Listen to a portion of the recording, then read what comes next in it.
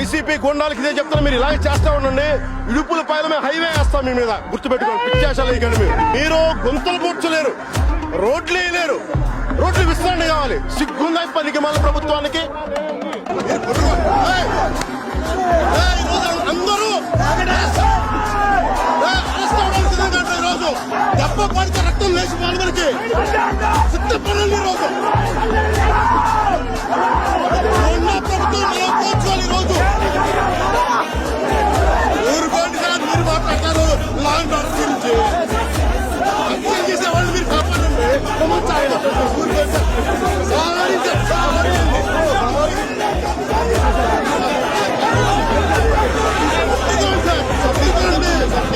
కొట్టుకోండి, తిట్టుకోండి, చంపుకోండి, okay sorry. Sorry sir.